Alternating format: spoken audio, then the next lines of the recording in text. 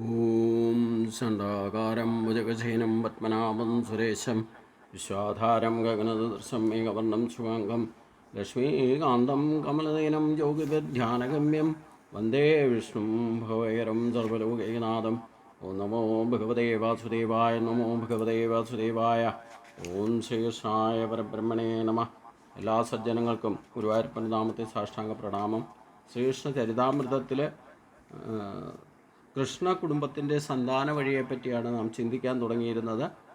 കൃഷ്ണ രുക്മിണിയിൽ ജനിച്ച മൂത്ത പുത്രനായ പ്രദ്യുമ്നൻ കാമദേവൻ തന്നെയായിരുന്നു. അദ്ദേഹം അതീവ സുന്ദരനും ആകർഷണീയനുമായിരുന്നു. അതിനാൽ രുക്മിണിയുടെ പുത്രിയായിരിക്കുന്ന രുക്മവതിക്ക് അവളുടെ സ്വയംവര വേളയിൽ ഭർത്താവായി തിരഞ്ഞെടുക്കുവാൻ പ്രദ്യുമ്നൻ അല്ലാതെ മറ്റാരും ഉണ്ടായിരുന്നില്ല. അതിനാൽ ആ സ്വയംവരത്തിൽ അവൾ മറ്റ് രാജകുമാരിമാരുടെ സാന്നിധ്യത്തിൽ പ്രദ്യുമ്നന് മാലയിടുകയും ചെയ്തു. ഉടനെ രാജകുമാരന്മാർ തമ്മിൽ യുദ്ധത്തിലായി. ഒടുവിൽ പ്രദ്യുമ്നൻ ജയിച്ചു. അതിനാൽ തൻ്റെ മകളെ അദ്ദേഹത്തിന് നൽകാൻ രുക്മിണി നിർബന്ധിതനാകുകയും ചെയ്തു. തൻ്റെ സഹോദരിയായിരിക്കുന്ന രുക്മിണിയെ കൃഷ്ണൻ തട്ടിക്കൊണ്ടുപോയതിനാൽ താൻ അപമാനിതനായ ഫലമായി വളരെ പണ്ടേയുള്ള ഒരു ശത്രുത രുക്മിണിയുടെ ഹൃദയത്തിൽ സദാ ജ്വലിച്ചിരുന്നിട്ടും തൻ്റെ പുത്രി പ്രദ്യുമ്നനെ ഭർത്താവായി തിരഞ്ഞെടുത്തപ്പോൾ തൻ്റെ സഹോദരിയായ രുക്മിണിയെ സന്തോഷിപ്പിക്കാൻ വേണ്ടിയിട്ട് ആ വിവാഹത്തിന് സമ്മതം മൂളിയതാണ്. അങ്ങനെ പ്രദ്യുമ്നൻ രുക്മിണിയുടെ മരുമകനായി മാറി. കൃഷ്ണൻ്റെ മകനാണ് പ്രദ്യുമ്നൻ. മുകളിൽ പറഞ്ഞ 10 പുത്രന്മാർക്കും പുറമെ വിടർന്ന കണ്ണുകളുള്ള ഒരു പുത്രിയും രുക്മിണിക്കുണ്ടായിരുന്നു. അവളെ കൃതവർമാവിൻ്റെ പുത്രനായിരിക്കുന്ന ബലിയെ കൊണ്ട് വിവാഹം കഴിപ്പിച്ചു. അപ്പോൾ ഈ പരസ്പരമുള്ള കുടുംബ ശത്രുതയ്ക്ക് കാരണം സഹോദരിയെ തട്ടിക്കൊണ്ടുപോയ ശ്രീകൃഷ്ണൻ്റെ ആ ശത്രുത രുക്മിണിക്ക് പണ്ടേ ഉണ്ടായിരുന്നു. എന്നിരുന്നാലും രുക്മിണിയോട് അമിതമായ സ്നേഹമുണ്ടായിരുന്നത് കൊണ്ടും രുക്മിണിയിലുണ്ടായ പുത്രന് തൻ്റെ പുത്രിയെ വിവാഹം കഴിച്ചു കൊടുക്കേണ്ടതായിട്ടും വന്നു. അതിന് സമ്മതം മൂളിയതുമാണ്. അത് രുക്മിണിയെ സന്തോഷിപ്പിക്കാൻ വേണ്ടിയിട്ടാണ്. ശ്രീകൃഷ്ണനോടുള്ള ശത്രുത എപ്പോഴും അതേപടി നിലനിൽക്കുന്നുണ്ടെന്നർത്ഥം. അപ്പോൾ ഈ പരസ്പരമുള്ള ഇല്ലെങ്കിൽ നമുക്കൊരാളോട് വിരോധം തോന്നിയാൽ, എന്തെങ്കിലും കാരണത്താൽ അഹിതമായിട്ട് പെരുമാറിയ ഒരാളുടെ കുടുംബത്തിലോ അല്ലെങ്കിൽ പുറത്തോ ഒരാളോട് അഹിതം തോന്നിയാൽ പിന്നീട് അവരുമായിട്ട് എപ്പോഴൊക്കെ ബന്ധം സ്ഥാപിക്കാൻ ശ്രമിക്കുമ്പോഴും അപ്പോഴൊക്കെ ആ പരസ്പരം വ്യക്തി ശത്രുത നിലനിന്നാലും കുടുംബ ബന്ധങ്ങളിൽ ചിലപ്പം അത് കുറച്ചൊക്കെ ലിബറലൈസാക്കി മാറ്റാനും സാധിക്കും എന്ന് ഇവിടെ കാണിക്കുന്നുണ്ട്. രുക്മിണി കൃഷ്ണൻ്റെ യഥാർത്ഥ ശത്രുവായിരുന്നെങ്കിലും സഹോദരിയായിരിക്കുന്ന രുക്മിണിയോട് അയാൾക്ക് വലിയ വാത്സല്യം ആയിരുന്നു. എല്ലാ വിധത്തിലും അദ്ദേഹം സന്തോഷിപ്പിക്കാൻ അയാൾ ആഗ്രഹിക്കുകയും ചെയ്തു. അതായത് സഹോദരിയെ സന്തോഷിപ്പിക്കാൻ വേണ്ടിയിട്ട് എന്ത് ചെയ്യാനും മടിയില്ലാത്തൊരു സ്വഭാവം കൂടെ ഉണ്ടായിരുന്നു. ശ്രീകൃഷ്ണനുള്ള ശത്രുതയുണ്ട്, പക്ഷേ അത് കുടുംബ ബന്ധങ്ങളിൽ പൂർണ്ണമായിട്ട് പ്രകടിപ്പിക്കാൻ സാധിക്കായും വന്നിട്ടുണ്ടെന്നർത്ഥം.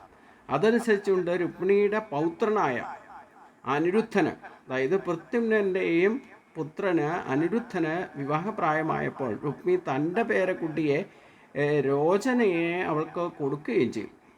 തൊട്ടടുത്ത ജ്ഞാതകൾ തമ്മിലുള്ള വിവാഹം വൈദിക സംസ്കാരം അനുസരിച്ച് അനുവദീയമായിരുന്നില്ല. അതായത് രക്തബന്ധമുള്ളവരുമായിട്ട് കൂടുതൽ ബന്ധമുള്ളവരുമായിട്ട് പരസ്പര വിവാഹം അനുവദനീയമായിരുന്നില്ല. എങ്കിലും രുക്മിണിയെ പ്രീതിപ്പെടുത്താനായിക്കൊണ്ട് തൻ്റെ മകളെയും പൗത്രിയെയും കൃഷ്ണൻ്റെ കുടുംബത്തിലേക്ക് തന്നെ, കൃഷ്ണൻ്റെ മകനും പൗത്രനുമായിട്ട് നൽകി എന്ന് മാത്രം. ഇങ്ങനെ അനിരുദ്ധനും രോചനയും തമ്മിലുള്ള വിവാഹാലോചന പൂർത്തിയായപ്പോൾ ദ്വാരകയിൽ നിന്ന് ഒരു വലിയ വിവാഹ സംഘം അനിരുദ്ധനെ അനുഗമിച്ചിരുന്നു. അപ്പോൾ രുക്മിണി തൻ്റെ സഹോദരിയെ കൃഷ്ണൻ തട്ടിക്കൊണ്ടു പോയതിനെ തുടർന്ന് രുക്മിണി കുടിയേറി പാർത്തിരുന്ന ഭോജഗണം എന്ന സ്ഥലം വരെ ആ സംഘം യാത്ര തുടർന്നു. മുത്തച്ഛനായിരിക്കുന്ന ഭഗവാൻ കൃഷ്ണനാണ് ഈ സംഘത്തെ നയിച്ചിരുന്നത്. ഒപ്പം ഭഗവാൻ ബലരാമനും കൃഷ്ണനും പ്രഥമ പത്നി രുക്മിണിയും മകൻ പ്രദ്യുമ്നനും ജാമ്പവതിയുടെ പുത്രൻ സാമ്പനും മറ്റും അനേക ബന്ധുജനങ്ങളും കുടുംബാംഗങ്ങളും ഉണ്ടായിരുന്നതാനും. അവർ ഭോജഗടത്തിലെത്തി. വിവാഹ ചടങ്ങുകൾ സമാധാനപൂർവ്വം നടത്തപ്പെടുകയും ചെയ്തു. കലിംഗ രാജ്യത്തിലെ രാജാവ് രുക്മിണിയുടെ സുഹൃത്തായിരുന്നു. ബലരാമനുമായിട്ട് കളിച്ച് അദ്ദേഹത്തെ പന്തയത്തിൽ തോൽപ്പിക്കാൻ രാജാവ് രുക്മിക്ക് ഉപദേശം നൽകി. ക്ഷത്രിയ രാജാക്കന്മാരുടെ ഇടയിൽ വാതുവെപ്പും ചതുരംഗത്തിൽ ചൂതാട്ടവും അസാധാരണമായിരുന്നില്ല. ആരെങ്കിലും ഒരു സുഹൃത്തിനെ ചതുരംഗം കളിക്കാൻ വെല്ലുവിളിച്ചാൽ സുഹൃത്തിനെ അത് നിഷേധിക്കാനുമാകില്ല. ഈ ക്ഷത്രിയരുടെ ഇടയിൽ ഇങ്ങനെ ഒരു കുഴപ്പമുണ്ടായിരുന്നു. അതാണ് ഈ കൗരവ അല്ലെങ്കിൽ പാണ്ഡവന് കിട്ടിയിരുന്ന ഇന്ദ്രപ്രസ്ഥവും ഇല്ലേ അങ്ങനെയുള്ള രാജ്യമൊക്കെ നഷ്ടപ്പെടാനും കാരണം. അപ്പോൾ ഈ രാജസൂയ കഴിഞ്ഞു പോരുന്ന സമയത്ത് ദുര്യോധനൻ ധൃതരാഷ്ട്രരെ കൊണ്ട് ധർമ്മപുത്രരെ ചൂത് കളിക്കാൻ ക്ഷണിച്ചു. അപ്പോൾ ക്ഷത്രിയ ധർമ്മം അനുസരിച്ചുകൊണ്ട് ഒരു ചൂതുകളിക്ക് ക്ഷണിച്ചാൽ പങ്കെടുക്കാതിരിക്കുന്നത് ശരിയല്ല എന്നൊരു നയം ആ കാലത്ത് നിലനിന്നിരുന്നു. അതേപോലെ ചതുരംഗം കളിക്കാൻ ബലരാമനെ വെല്ലുവിളിച്ച് കൃഷ്ണനും കുടുംബാംഗങ്ങളോടും നേരിടാൻ രുക്മിയെ ഉപദേശിച്ചു. അത് ഉപദേശിച്ച കലിംഗ രാജാവാണ്. രുക്മിയുടെ സുഹൃത്തായിരുന്നു. അതുകൊണ്ട് ഈ സുഹൃത്തുക്കൾ പറഞ്ഞാലും ചിലപ്പോൾ സർവ്വദോഷം ഉണ്ടാക്കും, സംഘദോഷം ഉണ്ടാക്കും, സമ്പർക്കദോഷം ഉണ്ടാക്കും. അപ്പോൾ സുഹൃത്തുക്കളുടെ വാക്ക് കേട്ടുകൊണ്ട് രുക്മി ബലരാമനെ അല്ലെ ശ്രീകൃഷ്ണനെ അവരെ ചതുരംഗം കളിക്കാൻ വേണ്ടിയിട്ട് വെല്ലുവിളിച്ചു. വിദഗ്ധനായിരുന്ന അല്ലാതെ ഇരുന്നിട്ടും ശ്രീ ബലരാമൻ രുക്മിയുടെ വെല്ലുവിളി സ്വീകരിച്ച് കളിക്കാനിരുന്നു. സ്വർണ്ണ നാണയങ്ങളായിരുന്നു പന്തയം.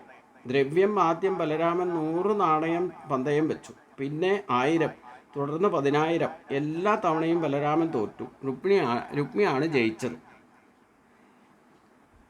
ശ്രീ ബലരാമൻ്റെ തോൽവി കൃഷ്ണനെയും ബലരാമനെയും വിമർശിക്കാൻ ഒരവസരമായി കലിംഗ രാജാവ് കണ്ടു. കലിംഗ രാജാവ് ഇതൊക്കെ കണ്ടുകൊണ്ടിരുന്നുകൊണ്ട് ഇവരെ പരിഹസിക്കാനുള്ള സ്വഭാവം അവിടെ പ്രകടമാക്കി. ഇങ്ങനെ കലിംഗ രാജാവ് പരിഹാസമായിട്ട് സംസാരിക്കുകയും കൽപ്പിച്ചുകൂട്ടി തന്നെ ബലരാമൻ്റെ നേരെ പല്ലിളിച്ച് കാണിക്കുകയും ചെയ്തിരുന്നു. കളിയിൽ തോറ്റതിനാൽ പരിഹാസപൂർവമായിരിക്കുന്ന വാക്ക് പ്രയോഗത്തിൽ ബലരാമൻ അസഹിഷ്ണുവായി. അദ്ദേഹം അല്പം ഒന്ന് ശോഭിച്ചു. രുക്മി വീണ്ടും വെല്ലുവിളിച്ചപ്പോൾ ബലരാമൻ 1,00,000 നാണയം പന്തയം വെച്ചു. ഭാഗ്യവച്ചാൽ ഇത്തവണ ബലരാമനായിരുന്നു ജയം ബലരാമനായിരുന്നിട്ടും ബലരാമൻ തോറ്റതാണെന്നും വിജയി താനാണെന്ന് രുക്മി തന്ത്രപൂർവ്വം അവകാശവാദം തുടങ്ങി. ഈ നുണ കേട്ട് ബലരാമന് രുക്മിയോട് തീവ്രമായ കോപം തോന്നി. ബലരാമൻ്റെ ക്ഷോഭം ആകസ്മികവും ശക്തവുമായിരുന്നു. പൗർണമി നാളിൽ സമുദ്രത്തിലുണ്ടാകുന്ന വേലിയേറ്റം പോലെ തീവ്രവുമായിരുന്നു. ബലരാമൻ്റെ കണ്ണുകൾ സ്വാഭാവികമായി തന്നെ രക്തവർണ്ണമാണ്. ക്ഷുബ്ധനും കോപിഷ്ഠനുമാകുമ്പോൾ അവ കൂടുതൽ രക്താഭമാകും. ഇത്തവണ അദ്ദേഹം 10 കോടി നാണയങ്ങൾക്കാണ് വെല്ലുവിളിച്ചത്. ചതുരംഗത്തിൻ്റെ നിയമമനുസരിച്ച് വീണ്ടും ബലരാമൻ തന്നെ ആയിരുന്നു വിജയം. താനാണ് വിജയി എന്ന് രുക്മി വീണ്ടും കപടമായ അവകാശവാദം ഉന്നയിച്ചു. അവിടെ സന്നിഹിതരായിരുന്ന രാജാക്കന്മാരോടും അയാൾ അവലാതിപ്പെട്ടു. കലിംഗ രാജാവിൻ്റെ പേര് പ്രത്യേകം എടുത്തു പറയുകയും ചെയ്തു. അപ്പോൾ ഈ തർക്കത്തിനിടയിൽ ഒരു അശരീരി കേട്ടു. യഥാർത്ഥ വിജയിയായ ബലരാമൻ അധിക്ഷേപിക്കപ്പെടുകയാണെന്നും താനാണ് വിജയിച്ചതെന്ന രുക്മിണിയുടെ പ്രസ്താവം തികച്ചും തെറ്റാണെന്നുമായിരുന്നു അശരീരി. ഈ ദിവ്യശബ്ദം ഉണ്ടായിട്ടും ബലരാമൻ പരാജയപ്പെട്ടു എന്ന കാര്യത്തിൽ രുക്മി നിർബന്ധം പിടിച്ചു. ഈ പിടിവാശി കണ്ടാൽ അയാളുടെ തലയ്ക്കകത്ത് മരണം കടന്നുകൂടിയതായിട്ട് തോന്നും. സുഹൃത്തിൻ്റെ ദുരുപദേശത്താൽ അർത്ഥമില്ലാതെ സ്വയം അഹങ്കരിച്ച അശരീരിയെപ്പോലും വകവയ്ക്കാതെ അയാൾ ബലരാമനെ പഴിക്കാൻ തുടങ്ങി. അയാൾ പറഞ്ഞു, പ്രിയപ്പെട്ട ബലരാമൻ, നിങ്ങൾ സഹോദരന്മാരിരുവരും കാലിച്ചക്കന്മാർ മാത്രമാണ്. ശരിക്കും കളിക്കാൻ തന്നെ നിങ്ങൾക്കൊന്നും അറിയില്ല. കാലി മേഖലയിൽ നിങ്ങൾ വിദഗ്ധന്മാരായിരിക്കാം, എന്നാൽ ചതുരംഗക്കളിയിൽ നിങ്ങൾക്ക് എങ്ങനെ വിദഗ്ധരാകാൻ സാധിക്കും? അതല്ലെങ്കിൽ യുദ്ധഭൂമിയിൽ അസ്ത്രം പ്രയോഗിക്കാൻ നിങ്ങൾക്ക് എങ്ങനെ സമർത്ഥരാകും? ഇത്തരം കലകൾ രാജാക്കന്മാർക്ക് മാത്രമേ അറിയൂ. രുക്മിയുടെ ഇത്തരം കുത്തുവാക്കുകൾ കേട്ടും അവിടെ സന്നിഹിതരായിരുന്ന രാജാക്കന്മാരുടെ പൊട്ടിച്ചിരിക്കുകയും കേട്ട് ഭഗവാൻ ബലരാമൻ വീണ്ടും കോപിച്ചു. ജ്വലിക്കുന്ന അഗ്നിസ്ഫുലിംഗം പോലെ ക്ഷുഭിതനായി ഉടൻ ഗദ കയ്യിലെടുത്തു. അദ്ദേഹം സംസാരിക്കാതെ രുക്മിണിയുടെ തലക്കടിച്ചു. ആ ഒറ്റയടി കൊണ്ട് രുക്മി തറയിൽ വീണ് പിടഞ്ഞു മരിച്ചു. ഇപ്രകാരം അനുരത്തിൻ്റെ വിവാഹത്തിൽ ഇങ്ങനെ ഒരു മംഗളമുഹൂർത്തത്തിൽ ക്ഷത്രിയ സമൂഹത്തിൽ വക കാര്യങ്ങൾ അത്ര അസാധാരണമൊന്നുമില്ല. എന്നിരുന്നാലും ഒറ്റ അടി കൊണ്ട് തന്നെ രുക്മി തറയിൽ വീണ് പിടഞ്ഞു മരിച്ചു. ഇങ്ങനെ ഒരു അമംഗള കാര്യം അനിരുദ്ധൻ്റെ വിവാഹകർമ്മത്തിൽ സംഭവിച്ചു. അതായത് ബലരാമനാൽ രുക്മി വധിക്കപ്പെട്ടു. ക്ഷത്രിയ സമൂഹത്തിൽ ഈ വക കാര്യങ്ങൾ അത്ര അസാധാരണമൊന്നുമല്ല. അടുത്ത ആക്രമണം തൻ്റെ നേരെ ആയിരിക്കുമെന്ന് മനസ്സിലാക്കിയ കലിംഗ രാജാവ് രംഗത്ത് നിന്നും പലായനം ചെയ്തു. ഈ കലിംഗ രാജാവ് കാരണമാണ് ഇത്രയൊക്കെ പ്രശ്നങ്ങൾ ഉണ്ടാക്കിയത്. ഇതാണ് നമ്മൾ മറ്റുള്ള പരധർമ്മം ചെയ്യാൽ പ്രത്യക്ഷത്തിൽ ഭഗവാൻ പറയാറുള്ളത് ഉദാഹരണ സഹിതമാണ് ഇവിടെ വെളിപ്പെടുത്തുന്നത്. ഈ സുഹൃത്തിൻ്റെ വാക്ക് കേട്ടാണ് രുക്മി ഇങ്ങനെ ഒരു കാര്യത്തിന് ഇറങ്ങിപ്പെട്ടത്. ഈ ചതുരംഗക്കളിക്ക് അവിടെ കള്ളക്കളി കളിച്ചു. എന്നിട്ട് ബലരാമൻ ജയിച്ചിട്ടും ജയിച്ചില്ല, ഞാനാണ് ജയിച്ചതെന്നൊക്കെ പറഞ്ഞ് വാദമുഖം ഉന്നയിച്ചു. എന്ന് മാത്രമല്ല, ഇവരെല്ലാവരും കൂടെ കൂടി കലിംഗരാജാവ് അടക്കം ബലരാമനെ വല്ലാതെ പരിഹസിച്ചു. ഈശ്വരനെയാണ് പരിഹസിക്കുന്നത്, ഈശ്വരീയ അവബോധമില്ലാത്തതിൻ്റെ പരിണിതഫലം. എന്നിട്ട് ആദ്യം കോപിച്ചു, വീണ്ടും വാതുവയ്പ് കൂടി, വീണ്ടും ബലരാമൻ തന്നെ ജയിച്ചു, അശരീരി വാക്ക് കേട്ടു. എന്നിട്ടും ഇതൊക്കെ ഈ രുക്മിയും കലിംഗരാജാവും സുഹൃത്തുക്കളും ഒക്കെ അവഗണിച്ചു. അപ്പോൾ എന്നിട്ട് കളിയാക്കി ചിരിക്കലും, വെറും കാലിച്ചക്കന്മാർക്ക് എങ്ങനെ ചതുരംഗം കളിക്കാൻ അറിയാമെന്നൊക്കെ പറഞ്ഞിട്ട് എല്ലാവരും കൂടി വല്ലാതെ പരിഹസിച്ചു. ദേഷ്യം വന്ന ബലരാമൻ രുക്മിയെ ഒരൊറ്റ അടിക്ക് കൊന്നു. ഗദായുദ്ധത്തിൽ കേമനായിരുന്ന ബലരാമൻ നിമിഷ നേരം കൊണ്ട് ഈ രുക്മിയെ അടിച്ചു വീഴ്ത്തി കൊന്നു. അപ്പോൾ ഇത്രയൊരു പൗത്രന്മാരുടെയും പൗത്രിയുടെയും ഒക്കെ വിവാഹ സമയത്ത് ഇങ്ങനെ ഒരു അമംഗളം ആയ കാര്യം സംഭവിച്ചു. എന്നാലും വേണ്ടില്ല, ഇങ്ങനെയൊക്കെ ക്ഷത്രിയ കുലത്തിൽ ഇങ്ങനെയൊക്കെ പതിവുണ്ടായിരുന്നു എന്നാണ് സൂചിപ്പിക്കുന്നത്.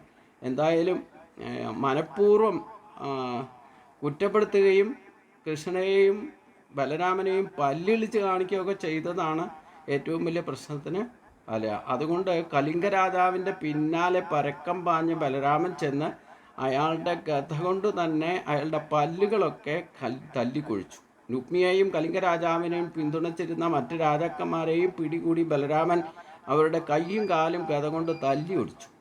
അവർ തിരിച്ചടിക്കാൻ നോക്കിയില്ല. രക്തരൂഷിതമായിരിക്കുന്ന ആ രംഗത്ത് നിന്ന് ഓടിപ്പോകുന്നതാണ് ബുദ്ധി എന്ന് അവർ കരുതുകയും ചെയ്തു. അപ്പോൾ കലിംഗ രാജാവ് പല്ലിടിച്ച് കാണിച്ചുകൊണ്ട് അവൻ്റെ പല്ലൊക്കെ തകർത്തു. ഇനി മേലാൽ ആരുടെ മുമ്പിൽ നീ പല്ലിടിച്ച് കാണിക്കരുത് എന്നുള്ള അർത്ഥത്തിൽ. ബലരാമനും രുക്മിയും തമ്മിലുള്ള സമരം നടക്കുമ്പോൾ ഭഗവാൻ കൃഷ്ണൻ ഒരക്ഷരം പോലും മിണ്ടിയില്ല. ചിരിച്ചുകൊണ്ട് നിന്നതല്ലാതെ കൃഷ്ണൻ ഒരിക്കലും അതിലിടപെട്ടില്ല. പണ്ടൊരിക്കൽ കൊല്ലാൻ തുടങ്ങിയപ്പോൾ കൊന്നുകയും ചെയ്ത് ശരിയല്ല എന്നൊക്കെ പറഞ്ഞ് ബലരാമൻ വലിയ വാദമൊക്കെ ഉന്നയിച്ച് രുക്മിണിയെ സമാധാനിപ്പിക്കുകയൊക്കെ ചെയ്തതാണ്. ഇപ്രാവശ്യം ഏതായാലും ബലരാമൻ തന്നെയാണ് രുക്മിയെ വധിച്ചത്. അതുകൊണ്ട് കൃഷ്ണൻ ഇതെല്ലാം ഈ രംഗമെല്ലാം കണ്ടിട്ട് മിണ്ടാതെ നിന്നേ ഉള്ളൂ. ചിരിച്ചുകൊണ്ട് മിണ്ടാതെ നിന്നല്ലാതെ ഇതിനൊന്നും ഇടപെടാനും പോയില്ല. എന്തുകൊണ്ടെന്നാൽ ബലരാമനെ പിന്തുണച്ചാൽ രുക്മിണിക്ക് ഇഷ്ടമാവില്ല. രുക്മിയെ വധിച്ചത് അന്യായമായി പോയി എന്നെങ്ങാനും പറഞ്ഞാൽ അത് ബലരാമനും ഇഷ്ടമാവില്ല. അതിനാൽ തൻ്റെ പേരക്കുട്ടിയുടെ വിവാഹ സമയത്ത് തൻ്റെ ശാല്യനായിരിക്കുന്ന രുക്മിണിയുടെ മരണത്തെപ്പറ്റി ഭഗവാൻ മൗനം പാലിച്ചതേ ഉള്ളൂ. രാമനോടോ രുക്മിണിയോടോ ഉള്ള സ്നേഹബന്ധത്തിന് അദ്ദേഹത്തിന് അലോസരമുണ്ടാക്കാതെ വളരെ നയപരമായിട്ട് ഈ രംഗം കണ്ടു നിന്നു എന്നർത്ഥം. ഇതേ തുടർന്ന് വധൂവരന്മാരെ ആഘോഷപൂർവ്വം രഥത്തിലിരുത്തി വരൻ്റെ സംഘത്തോടൊപ്പം അവർ ദ്വാരകയിലേക്ക് തന്നെ പുറപ്പെട്ടു.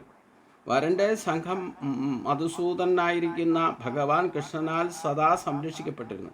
അങ്ങനെ അവർ രുക്മിണിയുടെ രാജ്യമായിരിക്കുന്ന ഭോജഗടത്തിൽ നിന്നും സന്തോഷപൂർവ്വം ദ്വാരകയ്ക്ക് പുറപ്പെടുകയും ചെയ്തു. അപ്പോൾ ഇവിടെ സംഭവിച്ചത് രുക്മിക്ക് സംഘദോഷം കൊണ്ട് വന്ന, അല്ലെങ്കിൽ ബന്ധുക്കൾ തമ്മിലല്ല, കൃഷ്ണനും രുക്മിയും തമ്മിലുള്ള ശത്രുതയൊന്നും വകവയ്ക്കാതെ പുത്രന്മാരുടെയും പൗത്രന്മാരുടെയും ഒക്കെ വിവാഹബന്ധമൊക്കെ നടത്തി കൊടുത്തു രുക്മിണിയോടുള്ള സ്നേഹം കൊണ്ട്. അപ്പോൾ പിന്നെ ആ സ്നേഹം നിലനിർത്തുകയായിരുന്നു വേണ്ടത്. പക്ഷേ അവിടെ വിഘാതമായിട്ട് വന്നത് സുഹൃത്തിൻ്റെ വാക്ക് കേട്ട് പ്രവർത്തിച്ചു. അതുകൊണ്ട് തൻ്റെ തന്നെ മരണം അതിൽ നിന്ന് സംഭവിച്ചു. ഇതാണ് നമ്മൾ ലിമിറ്റ് കൂടുതൽ ആൾക്കാരോട് കേട്ട് സുഹൃത്ബന്ധമോ ഇല്ലെങ്കിൽ രക്തബന്ധമോ സ്നേഹബന്ധമോ ഒന്നും വച്ച് പുലർത്തരുത്. ഒരു ദൂരം എല്ലാവരുമായിട്ട് കീപ്പപ്പ് ചെയ്തോളാം. പ്രത്യേകിച്ചും ഇങ്ങനെയുള്ള പ്രധാനപ്പെട്ട ചടങ്ങുകളൊക്കെ നടക്കുമ്പം നമ്മുടെ സുഹൃത്തുക്കളുടെ വാക്കൊന്നും കേട്ട് പ്രവർത്തിക്കരുത്. അത് ബന്ധുനാശത്തെ ഉണ്ടാക്കും എന്നൊക്കെ ഇതിൽ നിന്നും അത് ഏറ്റവും വലിയ സംഘദോഷമായിട്ട് വരും. മംഗളകർമ്മം നടക്കുന്നിടത്ത് ഇങ്ങനെ ഒരു വധവും യുദ്ധവും ബഹളവും ഒക്കെ നടന്നാൽ എന്താ, തല്ലും പിടിയൊക്കെ നടന്നാൽ എങ്ങനെയാണ്? അന്നത്തെ കാലത്തും ഇന്നത്തെ കാലത്തും ഒക്കെ ഇങ്ങനെയൊക്കെ സംഭവിക്കുന്നുണ്ട്. പലരുടെയും സുഹൃത്തുക്കളുടെയിലെ മറ്റു ബന്ധുക്കളുടെയൊക്കെ വാക്ക് കേട്ടിട്ട് പ്രവർത്തിക്കുന്നവരെ ആണ് ഇവിടെ ഉൾക്കൊള്ളിച്ചിരിക്കുന്നത് അർത്ഥം. അപ്പോൾ അതുകൊണ്ട് ഈ രുക്മിണിയുടെ വധത്തോടു കൂടി ഈ അധ്യായം ഇവിടെ സമർപ്പിക്കുകയാണ്. പിന്നീട് പറയുന്നത് ഉഷയും അനിരുദ്ധനും തമ്മിലുള്ള സമാഗമത്തെ പറ്റിയാണ്. അത് ഭഗവാൻ കൃഷ്ണനും പരമശിവനും തമ്മിൽ യുദ്ധമുണ്ടാകാൻ കാരണമായിരുന്നു ഉഷാനിരുദ്ധ സമാഗമം. അത്ഭുതാവകവും രസകരവുമാണ്. ആ കഥ സുഖദേവ ഗോസ്വാമിയിൽ നിന്നും കേൾക്കാൻ പരീക്ഷത്ത് രാജാവ് അത്യന്തം ആകാംക്ഷ കാണിച്ചിരുന്നു. അപ്പോൾ സുഖദേവ മഹർഷി ഇപ്രകാരം പറഞ്ഞു കേൾപ്പിച്ചു: പ്രിയപ്പെട്ട രാജൻ, ബലി എന്ന രാജാവിനെ കുറിച്ച് അങ്ങ് കേട്ടിട്ടുണ്ടായിരിക്കണം. തനിക്കുള്ളതെല്ലാം, അതായത് ഈ ലോകം മുഴുവൻ വിഷ്ണുവിൻ്റെ അവതാരമായി ബ്രാഹ്മണ രൂപത്തിൽ വന്ന വാമന് ദാനം ചെയ്ത മഹാഭക്തനായിരുന്നു മഹാബലി. ബലിക്ക് 100 മക്കളുണ്ടായിരുന്നു. അവരിൽ മൂത്തയാളാണ് ബാണാസുരൻ. ഇങ്ങനെ ആ മഹാബലിയുടെ കഥയിൽ അതിലെ വാമനാവതാരത്തിലൂടെ ഈ ഉഷയും അനിരുദ്ധനും തമ്മിലുള്ള സമാപകത്തെപ്പറ്റി വിശദീകരിക്കുമ്പം ഒരിക്കൽ ഭഗവാൻ കൃഷ്ണനും പരമശിവനും തമ്മിലൊരു യുദ്ധമുണ്ടായ സംഭവം ഗോസ്വാമി സൂചിപ്പിച്ചപ്പോൾ അത് വിസ്തരിച്ച് കേൾക്കണം എന്ന് പരീക്ഷിത് മഹാരാജ ആവശ്യപ്പെട്ടു. അപ്പോൾ അതനുസരിച്ചുകൊണ്ട് അത് വിസ്തരിച്ച് പറയാൻ തുടങ്ങുന്നതാണ്, അതിൽപ്പെടുന്നതാണ് ഉഷയും അനിരുദ്ധനുള്ള സമാഗമം. അത് മഹാബലിയുമായിട്ട് ഇല്ലേ വാമനാവതാരവുമായിട്ട് ബന്ധപ്പെട്ടതാണ്. അത് നമുക്ക് അടുത്ത ദിവസം കൂടുതലായിട്ട് ചിന്തിക്കാം. അതേപ്പറ്റി വിസ്തരിച്ച് ബാണാസുരനെ പറ്റിയും ബാണാസുര വധവും ഒക്കെ ആ അധ്യായത്തിലാണ് പ്രതിപാദിക്കുന്നത്. അത് ബലി മഹാരാജാവിൻ്റെ പുത്രനായിരിക്കുന്ന ബാണാസുരൻ എന്ന മഹാവീരൻ തികഞ്ഞ ശിവഭക്തനും എപ്പോഴും ശിവൻ്റെ സേവനത്തിൽ മുഴുകുന്നവനുമായിരുന്നു. അതുകൊണ്ട് തന്നെ ശിവഭക്തനായിരുന്നു കൊണ്ട് കൃഷ്ണനും ശിവനുമായിട്ടുള്ള സ്പർദ്ധയുണ്ടാകാനുള്ള കാരണത്തെപ്പറ്റിയൊക്കെ നമുക്ക് അടുത്ത ദിവസം ചിന്തിക്കാം. എല്ലാവർക്കും നമസ്കാരം.